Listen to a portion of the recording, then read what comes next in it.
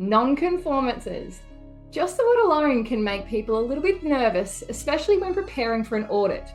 But what if we told you that having non-conformances doesn't mean failure? In fact, it's a sign of a strong, well-functioning system.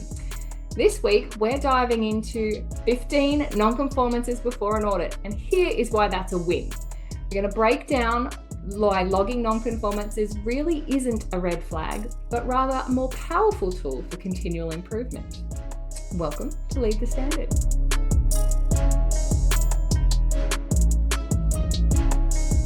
Hi and welcome, I am Kelly Taylor. As always, thrilled to have you join Jackie Stapleton and I for today's conversation. This episode is actually inspired by another conversation that Jackie had with a client recently who was concerned about 15 non-conformances and how that might look bad in front of a certification auditor. And the truth, as we know it, that is actually a great thing. I think we're a little bit weird here, Jackie, and get a little bit excited by the non-conformances. How are you today? Thank you. Good. Got a few things going on, so we're gonna knuckle down, literally today, knuckling down. Now, this whole conversation started with a question that you received relating to that really common concern. Oh no, will too many non-conformances make an organisation look bad in front of their auditor? And you had what some people might consider interesting, me not so much. I thought that was fairly standard for you. But an interesting response to this question. So we'll start there, I think.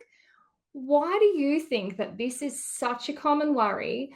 And what's the reality when auditors see a well-maintained non-conformance register?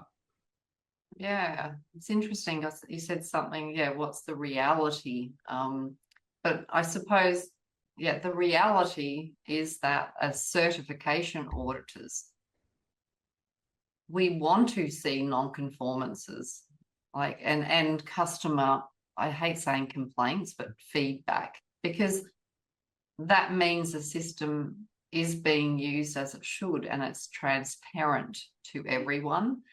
I think it can be an issue with businesses that are new to recording these non-conformances or improvement opportunities. So it's probably, if this question does come up, it's because they are very new to implementing systems and they're just used to, carrying on business as usual without going, they might actually go, oh, hey, this could be done better, and then they just do it. Yeah. But obviously with a management system, we need to record it so it's all visible. So it was a concern all the way through by this particular client, by Mario. But he got used to it. He is an absolute quality legend now. But I think it's that uncertainty and that the new culture that might drive that. But as you said, the reality is that's what we want to see. What we don't want to see is a non-conformance register. Sorry, I'm going to say it because now I realised ours is that. What we don't want to see, Kelly, is a non-conformance register that has all of these things logged and nothing is done. That's an issue. That's an issue. Yeah, but if you have that problem, have a plan in place like we do. That's right. And have it in your register. I hope that I'd love to see that plan.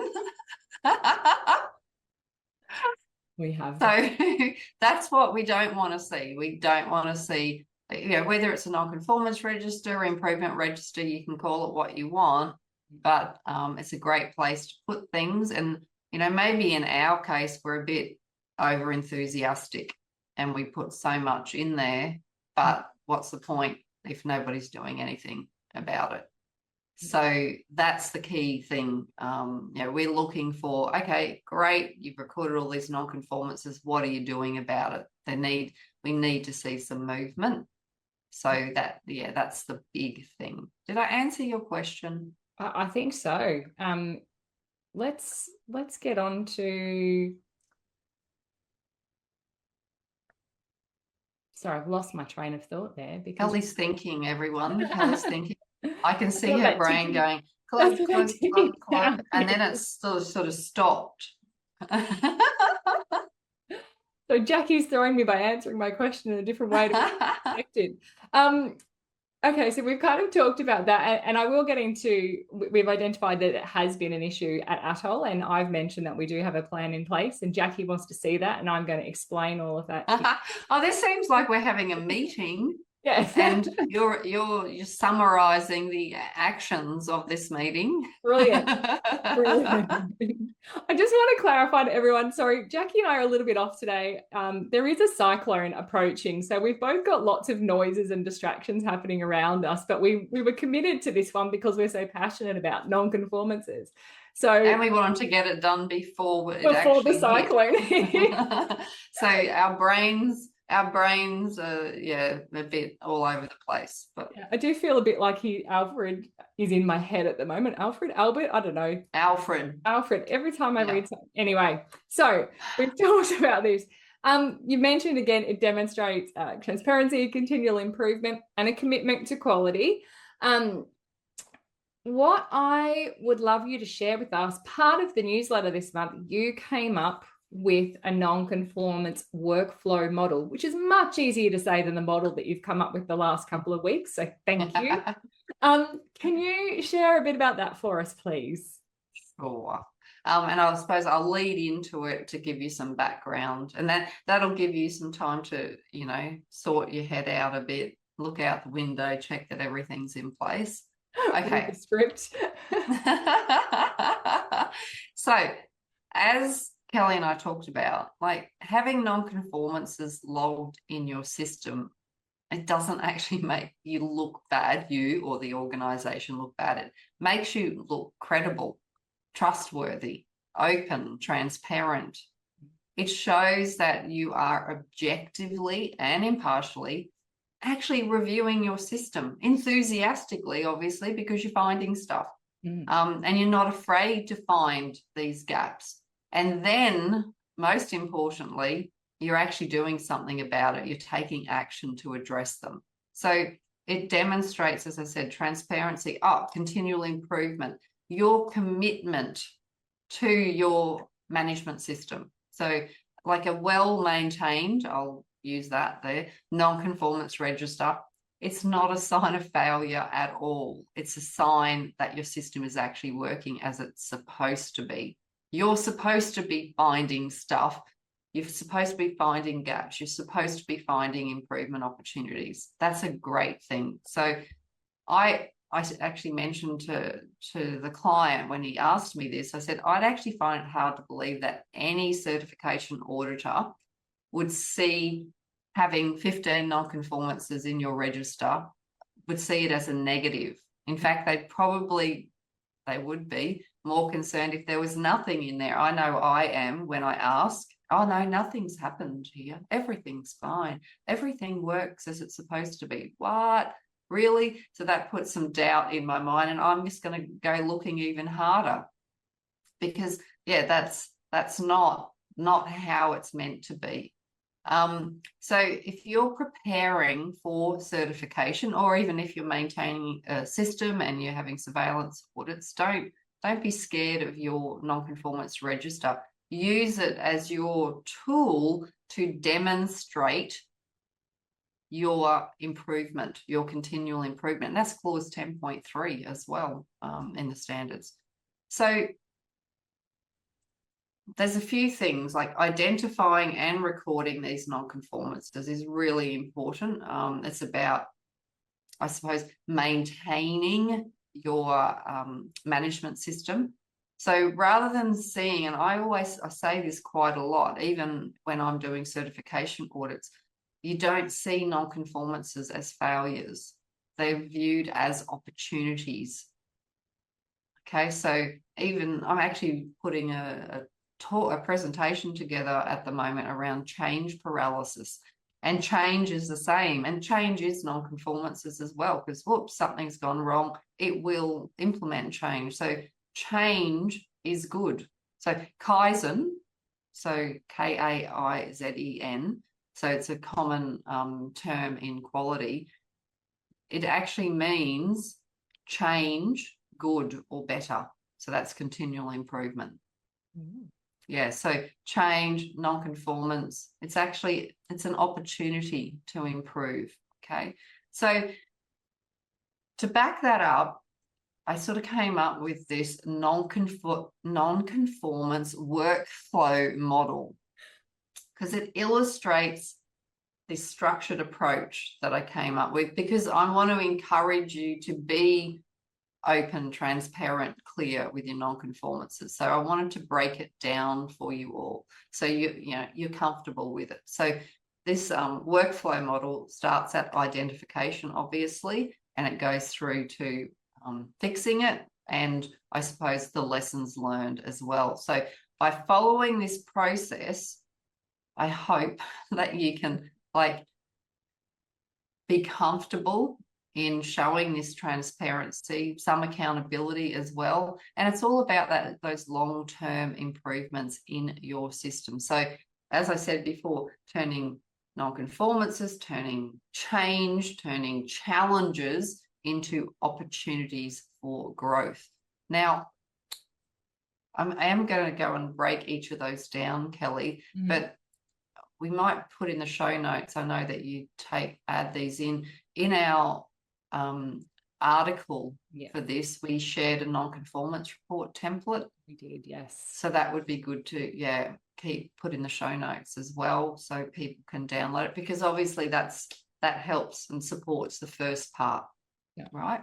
And it's a nice simple one. It's not an overthink it. No, we've had that one around for a bit, actually. It's been sitting with our course content. I was pleasantly surprised when I found that, because I didn't have to create one from scratch. I thought, oh, this is pretty. Yeah. Okay, so that's sort of how and why I came up with this workflow, the non-conformance workflow model. So will we start breaking it down? Let's break it down, yeah, because I love this one. Okie dokie. All right. So the first step in the non-conformance workflow model is, of course, that you identify the non-conformance. Okay, so this is that initial step where you've gone, oops, here's a gap, or oh, we could actually be doing this better. Okay, when I say non-conformance, you can flip-flop between an improvement opportunity as well. It's all same process applies, actually. So identifying non-conformances and improvement opportunities, it can be done all day if you want. It's through your day-to-day tasks and operations. That's what happens here at Atoll, where continual improvement. I was going to say, what did you call us? Focused. Focused. Oh, that was much more pleasant than what I was going to say. I was going to say freaks. We feed on that, that improvement. So day to day, so from yourself, from your team members, you should be identifying ways of improving things as you're doing something. Like if you're getting frustrated and go, oh, why am I doing it this way? Well, there's an opportunity to improve. Ask the question, add it to the register. Okay, so that's sort of your ongoing operational opportunities to identify these gaps. But of course, there's some more ones. Audits will identify non-conformances and improvement opportunities. Customer complaints, as I said earlier, from your suppliers as well. So obviously, the interested parties that you deal with day in, day out as well. So every day there's an opportunity to identify a gap or an improvement. Okay, that's the first step. Okay, I was going to say start looking, but I think just being aware of it, you do it naturally. Yeah. Yeah. So yeah, and I think this is a key step, Kelly, because I think, and I mentioned this earlier in the background of why, you know, we're talking about this. People sometimes just naturally go, oh no, that's not working, I'm just going to do it this way. Yeah. And it's sort of an informal way. And that mindset has to change. Go, okay, you know what, we could do this better, because by recording it formally, I want to say, I'm doing my inverted commas if you're listening, it gives other people the opportunity to contribute to the next steps. We have to remember we can't get ahead of ourselves. And for that exact reason, I've just pulled up the graphic, which again, anyone watching will see that. If you're listening, again, you'll be able to access that through the show notes. But I think you're right. This is the first step. A lot of people are scared at this point. I think once you get past step one, kind of the natural flow of systems kicks in. This is something we do with our document review with our virtual training students. And we've along the way, we've learned how to really simplify this step. So if you are, for example, or continue with the example you were using, you're doing a process that you do all of the time, or you're following a process that somebody else has written. So we'll just use that as the example. And if you're getting through that and you get to the end and you ask yourself the question, did I understand that? Yes, perfect. Not a non-conformance, keep going as you go along. You get to the end and you say, did I understand that? No. Okay.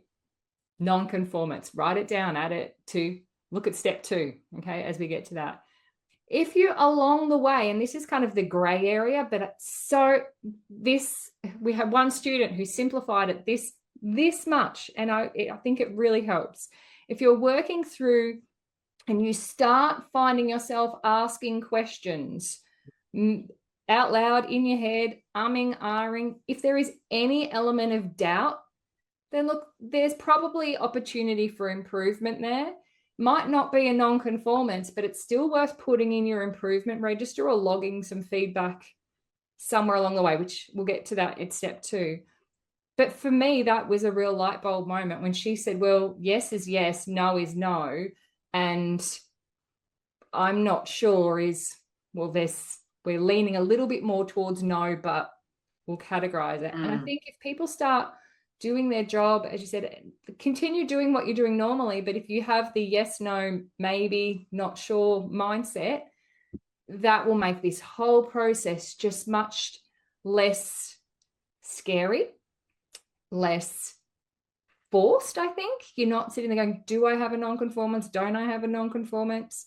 You're not thinking it that way. As you said, it becomes, for us, it's quite natural here at Atoll. We do that and we go, oh, we can do this better, we can do this different, let's log it. So I think that is very important for process driven gaps. And that's an interesting thing, because obviously non-conformances, particularly quality, you're looking at product, but it's also your system. So I was thinking as you were talking about that, because sometimes you got to check your attitude too when you're reading a procedure, because I think, oh, I got to follow this procedure. It's like, this is stupid.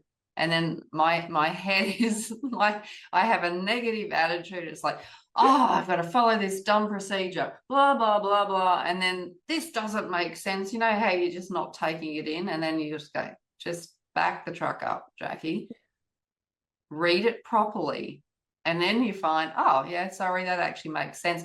For me, sometimes I need to keep reading the rest of the procedure, and then my question is answered, which actually is what happens when I do audits as well. Like, I have questions along the way. I don't interrupt and ask until I have my full list, because I normally find the answer as I go.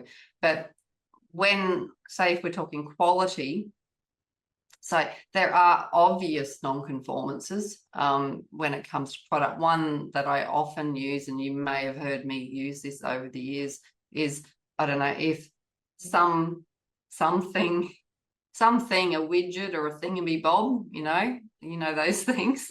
I'm really sorry if people aren't listening, and because I'm using some Aussie slang at the moment. So it's just some inanimate object. I don't know what it is. So that's a widget or a thingamy-bob. So say it's meant to have come out green and it comes out red. Okay, that is very obvious because you've got your job card and you've got to tick off, green, whatever, Cooktown green, and you look and go, no, sorry, that's red. It's red. That's not right. So that's very obvious in the product scope, and we might use both examples as we go along. Yeah. Sorry, I got you laughing because I was telling your story through mime as you started telling your story. I have heard it a few times, but it's a perfect example. So I think in the product space and things, there are going to be very obvious and apparent things, and then there's going to be those less obvious and apparent things. So as long as we do have that open attitude and open mindset, continual improvement, we're going to see things along the way. But as you said, it's best not to be focused on finding things intently, because you're going to find things that are probably not really broken because your attitude is, I need to find the broken thing. And that's right. That's why I think I said, it should be just in your day-to-day stuff. You'll pick it up. Yes, your internal audits will as well, external audits, customer complaints, supplier issues, but you can include some of those in your day-to-day, like your supplier and your customer. Your audits, aren't really day-to-day, but they're ongoing or regular things that are conducted, during the year. So that's why, it's just how you work, essentially. Exactly. Yeah. Move on to the next. Okay. We've touched on it, but I think it's important. Yeah, because we've identified it. Okay. Now, what do we do with it? So this next step, the second step in the non-conformance workflow model, is that the non-conformance or improvement opportunity is logged, and this is where we can start getting some data around categories. So obviously we identify something, we need to record it, okay, like formally record it. It is traditionally called a non-conformance register, and I've flip-flopped because ours is called an improvement register, and even our audit results go in the improvement register. You can call it whatever you want to call it, okay, but in this instance, I'm referring to it as a non-conformance register. Normally, a register has some sort of, column headings, okay, some categories, and you'll track some specific elements or, sources, types of each non-conformance. So the date it was identified, who identified, the quick, what was it, how was it identified? So was it through internal audit, external audit, just, day-to-day operations? So you might have certain sources to select. You might also do a bit of a risk assessment as well. So that's something that you could include. Now, I'm sort of sharing with you what I normally do see. Nowhere in the standards, 1, does it tell you need to maintain a register, or 2, maintain all of that stuff I just said, not as specifically. I'm just sharing with you that this is normally what you see, okay? I'm pretty sure clause 8.7 and 10.2, there's some documented information requirements in there. Retain, which means records, okay? So however you record is in some sort of register. So the benefits of recording this in some sort of register, you might also have like a report as well, which is like the free download that's in the show notes, which you can put more information in, which is specific to this particular issue, this non-conformance or improvement opportunity identified. So it records all of the information, whereas the register, it's a quick summary of all of the non-conformances. And the reason why it's important to maintain that is that it's much easier to see trends. So, are all our non-conformant, look, I haven't even had anything to drink. It's only like 8:30 in the morning. So are all of our non-conformances identified through internal audits? Why?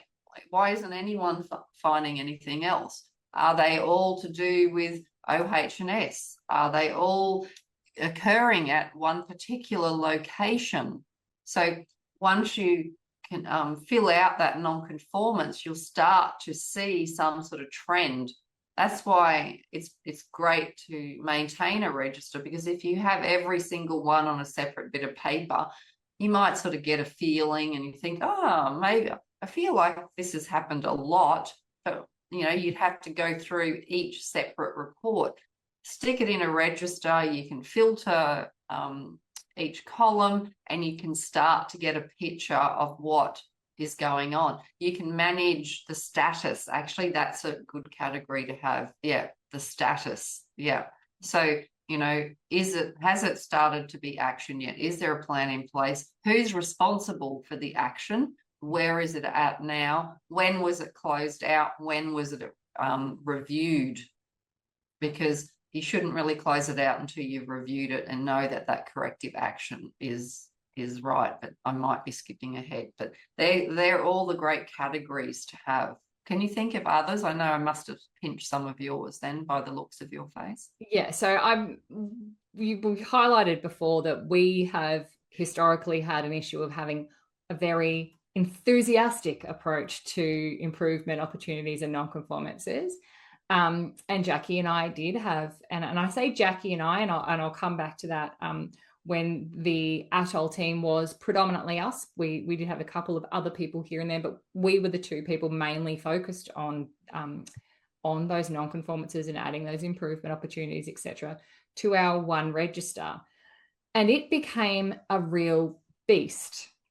Ideas in, we didn't past tense have the human resources to be maintaining and actioning a lot of those things. The big ticket, urgent, oh, this is a big problem situation always was action, but that can waited a lot. We recently, well, as many people know, over the last 12 months, the Atoll team has grown quite significantly, and we've been trying to build this culture to the point we've actually added, hey, it'd be good to include at least one or two non-conformances or improvement opportunities to the register into our team's KPIs, so that they know it's okay to say, I found something that's broken. It's not, you're not going to be punished for it. We're encouraging that. But again, don't put something in there for the sake of putting something in there. Mm-hmm. The other thing that we identified as part of this was, yes, we were logging it, but it wasn't necessarily being categorized, or anyone was giving ownership or responsibility for that besides Jackie and I. So over the last couple of months, or probably weeks is probably more accurate, I have redone, I suppose, our improvement register. We now have a central improvement register where everything goes in. Once it goes in there, we do allocate it to a team, and then that team has their own project, I guess is probably the best way to put it, in Asana. So we've got the main one where we can see everything at every level that does cover all of those topics that Jackie just mentioned. We have which team is responsible, what type, like where was it caused? Is it a non-conformance or is it an improvement opportunity? What status is it at? So we're getting to that as well. But mostly we are now making sure that everything that goes in is categorized, as you said, by what type of issue it is. I'm just looking into making sure that I'm not getting too far ahead. We're assigning it at that point. We're giving ownership at that point before we do anything else. Hey, this falls into your team. I think this is something that you can look after and manage. The other thing, again, I'm trying not to go ahead too far, is that we have this this kind of broken it down really simply at that higher level into the stages of plan, do, check, and act. Like we talk it every day, but that's the workflow that we go through. So it comes in, it's identified, and then here we're giving it, logging it as somebody where they're going to plan that. So that will kind of lead into everything else. Then once they've planned it, we check that it works, then we act on it if there's any issues. And that ensures that we are going through things. It gives ownership to those team members. But we also, as I said, have that now a central register, which also has a dashboard which shows us all of that information that Jackie was just asking, which teams have the most non-conformances versus improvement opportunities, which stage are most of our things dropping off at?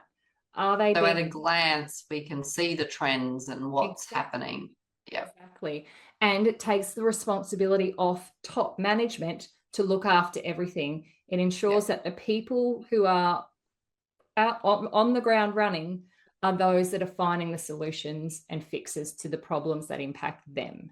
So, and I think I said that's the first step in our process.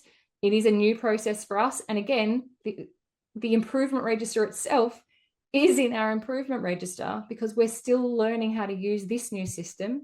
And already team members have said, hey, this part doesn't work or this doesn't make sense. Can we adapt and adjust? So again, even that is in itself. So in that dashboard, can we see who is recording or adding them? Yep, we can see. I'm going to go and have a look after this. I'll give Jackie a quick little demo again of our new register. So again, it's really simple. Everyone, there's a form that they can fill out if they want that gives them the prompts to add specific things. But if they don't want to do that, they can still enter it straight away. It'll still give them the prompts. Hey, have you considered this, this, this, and this as part of adding this to this register? So again, giving them the tools. Okay, well, I'm going to get this podcast finished quickly so I can go. Let's move on to the next one because again, that kind of follows. It's a good segue, with your whole plan, do, check, act, because the third step in the non-conformance workflow model is that immediate action is taken. Now, this is not necessarily corrective action because sometimes you have to fix it straight away. So I'll go back to my widget and thingamabob that came out red instead of green. Okay. And say this thingamabob was for a customer. It was a specific order. So you could actually take immediate action and send it back through and just repaint it green. Okay. If it can be done, if it doesn't, upset the functionality of the thingamabob. So that's immediate action, right? Just send it back through. And Kelly was referring to processes before. Well, let's just figure it out, get it done, figure it out. And then the next step, you go through your root cause, and that's where your corrective action comes in to prevent it from happening again. But as part of non-conformance, in some cases, you don't just stop and then report it and record it and wait for weeks. Sometimes you can actually just take immediate action to fix it so you're not impacting other workers or customers, most importantly. So, this is just that immediate action to address it. Okay, does that make sense? Absolutely. And I think that there's not really much more that you can add to that one because I think while that's important to acknowledge, yes, you can take immediate action. The next step is more important. You cannot stop at step 3. You do need, once you've done step 3, to move on to step 4. So I am going to jump straight in there with you right now, if that's okay. Cool. All right. So the fourth step in the non-conformance workflow model is the root cause analysis. So you conduct the root cause, okay? The investigation. So again, using my same example, the thingamabob has come out red. It's supposed to be green. as per the third step, just the immediate action, you've sent it back through and you've repainted it green. All right. So the customer, is happy. You've fixed it essentially. But you've just fixed that one thing. Like, what actually happened? Why did it come out red and not green? Okay, so this is where you start using whatever tools you want to use, like 5 whys, fishbone diagram as well, Ishikawa, it's also called. So there's lots of, you might just I suppose have a brainstorm with with your teammates on the floor to identify, okay, what actually went wrong.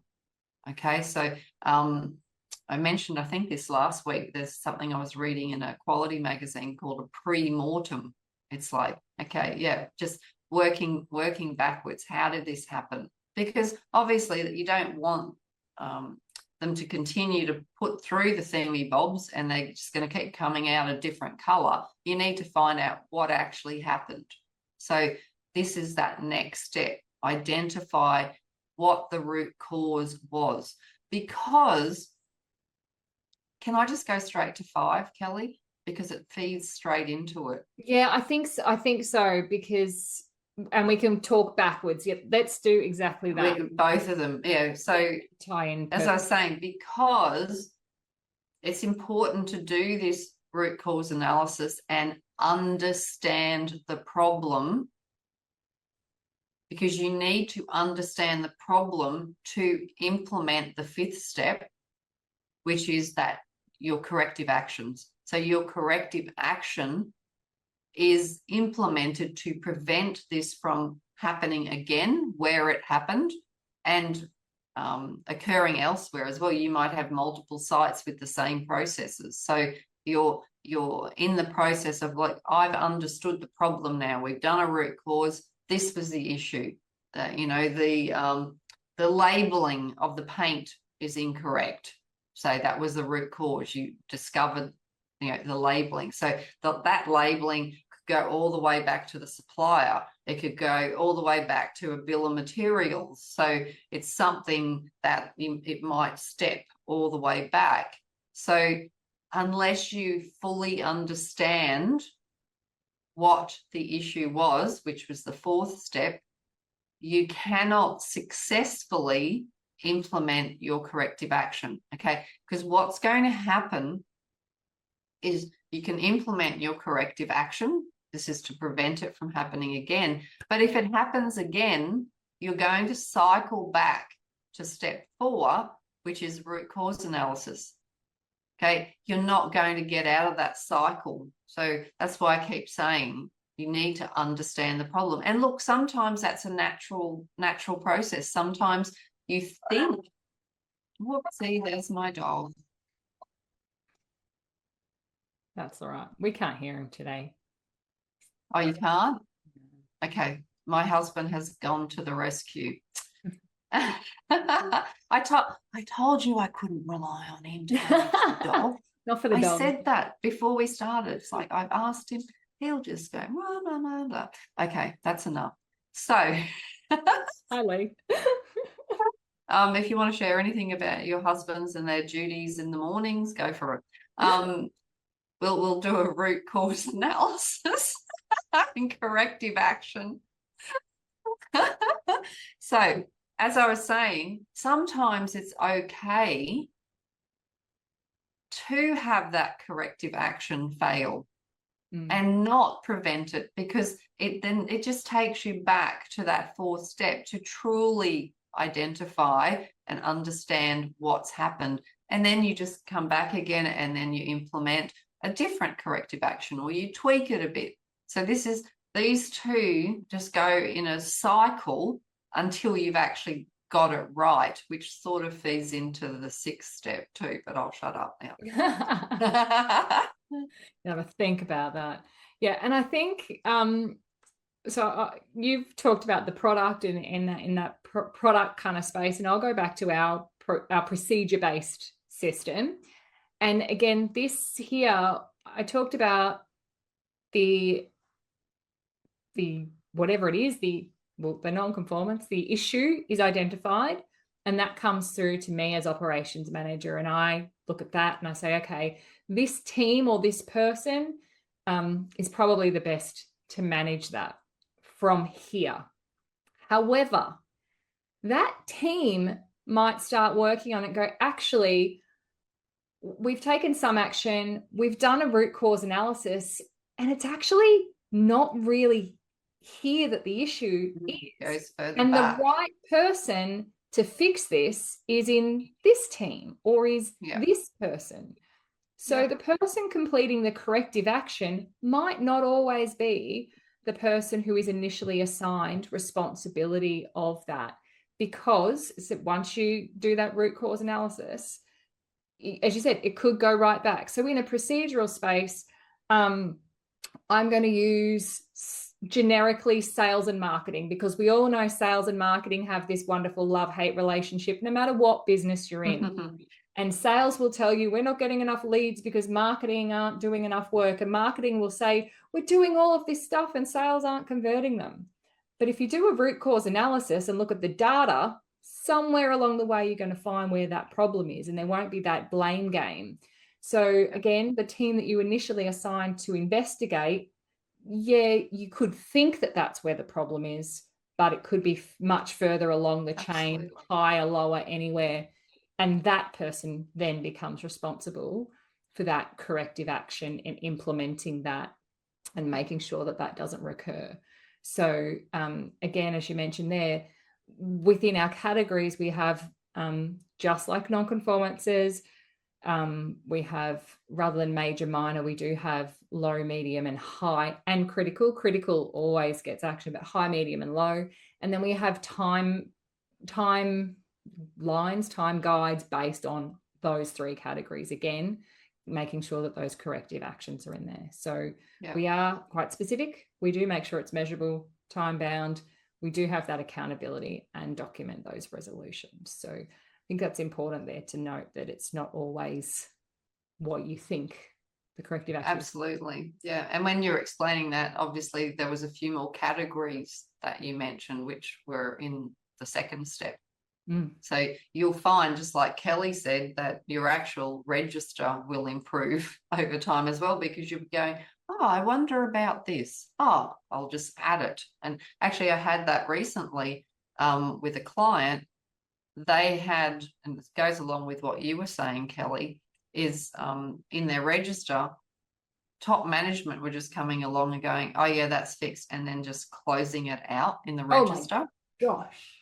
And the quality manager was going, oh, hold on, like, we're supposed to review it, you know, before it gets closed out. All he did was add an extra column in there with the review date, and then that was the date that it was reviewed by all at management review. Then it could be closed out. So he just built it into the register that they already had. It was really that simple, because I suppose you can sort of understand it. They didn't have a review date in there. Like, they implemented the corrective action, and it was like, oh, la, la, la, like, do we check this in 1 day, 1 week, 1 month, 12 months? Like, because it depends on what it is, of course, as to the time frame for the review. And that's why putting in that extra category of that review date, you could, you know, based on risk, say, okay, we need to just keep an eye on this for the next 3 months. So we're going to put date in the future of 3 months.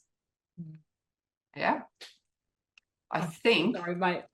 As you're saying that, I'm like, oh, there's another idea. There's another improvement. Oh, no, stop. Friend. So, yeah. Yeah, and it is really important, because it leads into this 6th step, actually, which seems to be what we naturally do. So the 6th step in the non-conformance workflow model is verification and effectiveness check, which is what Kelly and I have just been talking about. So I feel like I'm repeating myself, but in a different way, because I've already gone up this path. So simply implementing your corrective actions is not enough. That's not the end of it. As I gave you in that example with the top manager just going, yep, closed, done. Okay. You need to verify whether it's actually worked. Is it effective? because also this feeds into 4 and 5 that we were talking about. Because if it's not effective, it'll go back to step 4, which is your root cause analysis. Okay, then your corrective action might be tweaked a bit, then you'll check it again. All right, so that's that natural flow. You might have other things, and this is something I say a lot about when I'm conducting my certification audits, is if there is a non-conformance that's been raised by an external party, by a customer, by a supplier, that should actually also, that area, that activity should end up on your internal audit schedule, because it's a high risk. Yes, you're following it up as per your process in your non-conformance register. Okay, you've got a review date, as we've discussed, which could vary dependent on risk, but it's still a risk. It's still something that has been identified. Make your internal audit schedule real world, real life, and add that thing, add that activity where that gap was identified, add it to your internal audit schedule. Like maybe, 2 months or 1 month, depending on risk again, after that review date. Okay, because initially you've got your non-conformance register process monitoring that, and then when it's marked off, it's reached that review date and it is closed, add it to your internal audit schedule then and go, okay, you know what, I'm going to have another check-in on that, because it is a high risk. It should loop around. Use that to your advantage and just review the stuff that's high risk that's already been found. Yeah. We talk a bit, so when we do our internal audits, we do always start with our previous non-conformances before we even look at anything else that's on the plan. Regardless, we always start with our non-conformances. So that would be a point where, again, where you would identify, okay, this has come up quite a bit. If it's not already on the plan, then that's the time to do it. Doesn't hurt to check it twice. It's better to check it twice than not at all, and make sure that it's working along the way. The step that we have in here to make sure that it is effective is, once we've kind of run that through, even though we might all say, okay, we fixed that, it's working, we still leave it open for like 3 months to check it and make sure, okay, has anything fallen through the gaps in that time? That's right. Might also not touch it for that period of time. So our review period, regardless of the level, is 3 months. But again, there is going to be ongoing checks more frequently than that.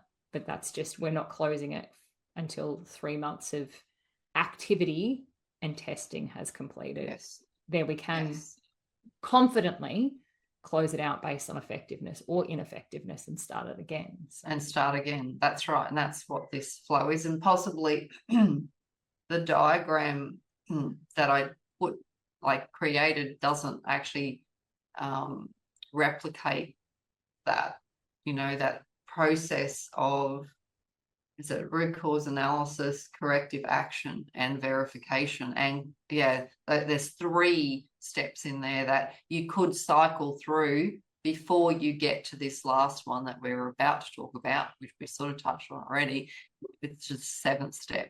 Okay, so 4, 5, and 6, they actually have their own continual improvement cycle in themselves until you get it right. And then at this 7th step, you can mark it off as closed. So will cover that last step now? Yeah, let's do that. So the 7th and final step in the Nonconformance Workflow Model is Non-Conformance Closure. And of course, as Kelly and I have talked about, is what we've learned from it. So once all of the steps, so 1 through to 6, and as Kelly and I have said, steps 4, 5, and 6 might go in their own little loop until you get it right. And then you're at this 7th step. So once that's all completed and you have confirmed that it's effective, okay, it has prevented the issue from recurring, or the improvement is actually great and it makes the whole process better, you can formally close that non-conformance out. Okay, But as I hope you've all discovered through how Kelly and I have explained our real life examples, the real benefit or value from going through this entire process is what you learn along the way. Like you might not, like you might think you know what the root cause is, but when you're working with other people and you're going all the way back, that traceability, you might end up going further back than you realize. You might come up with a better solution than you first thought. So by being transparent with our improvement opportunities and non-conformances, we give others the opportunity to help us and support us and give their feedback to really make sure, the corrective action we are applying will prevent it and make it better. So that sort of closes that loop, I guess. Yeah. The one thing that we haven't picked up on to this point, and I feel I may have touched on it very briefly, is, and you said that the quality manager was concerned that top management were just closing things out. Mm-hmm. But at this stage, it is a really good idea, and I feel very important to ask the people that this corrective action applies to or impacts, hey, did this work? What are those lessons we learned? And document them like as you're closing that out. Because yes, you've got all of those correctives and actions and you've checked that, but there's going to be other lessons that you learn along the way that might not just apply to this one non-conformance. So this is a really good place to kind of stop and think, okay, well, we've learned these lessons. We found these things through the root cause. This particular very specific non-conformance, etc., is now closed out. But where else might this apply? And look, you should probably be doing this all the way along, but it's a really good stop and think, okay, before I tick this, where else can this kind of spider web off to? And what lessons can I or those people share with others to make sure that we are updating those training materials, that we are implementing all of those preventative measures across the board, not just this one single non-conformance or improvement opportunity. Yeah. So I think we can't just think of this as tick closed. It does say, and learning is applied. What is that learning and how do we apply that? I think that's just as important, if not more important than that closing it out. Absolutely. Yeah. Because it's not just about that single event. That's a trigger for you to look at, well, how big is this? What else might it impact? So absolutely. Okay, so you reckon we've covered that? Do you want me to wrap it up? Yeah, I love this. I hope that we've really kind of simplified this and been able to demonstrate to people they're not scary. There's so many opportunities here. So I'm going to let you start wrapping up before I wrap us up completely for the day. Okay, so what did we have? We had 7. We did today. 7 areas in our, what did I call it? A non-conformance workflow model. Correct. Okay, so the first step was we identify the non-conformance. So the initial identification, oops, there's something that's gone wrong, or hey, there's an opportunity for improvement here. The second one is, okay, now I've identified it, I'm going to own it, and now I have to record it and log it. And then, of course, you'll have different categories that you and I talked about. So if we have different categories or classifications, that is a really awesome tool. That's why I want to finish so I can look at our dashboard of our improvement register, because that's really cool to see all of, what's the trends, what's happening. It's not just about the individual thing. It's like, oh, so we're finding a lot of stuff in this area. Why is that? Okay, so that's why like that categorizing is important. Then the third step is you take your immediate action. Okay, this might not apply to some things that are identified, but it will apply to things that you need to fix straight away. Okay, in some instances, you have to fix things straight away. Like I used the example of the red thingamybob that came out that should have been green. You can just send it back in and repaint it green. okay, if it doesn't impact the functionality. So that's the immediate action. And we ask the question, why did this happen? Okay, and I use 5 whys as an example. Step all the way back to find out that root cause. Once you have identified the root cause and understood the problem fully, you can move into implementing your corrective action. So remember, the corrective action is about implementing it to prevent recurrence or occurrence elsewhere, right? Then number 6 is checking it. Okay, is it effective? Did that corrective action work or not?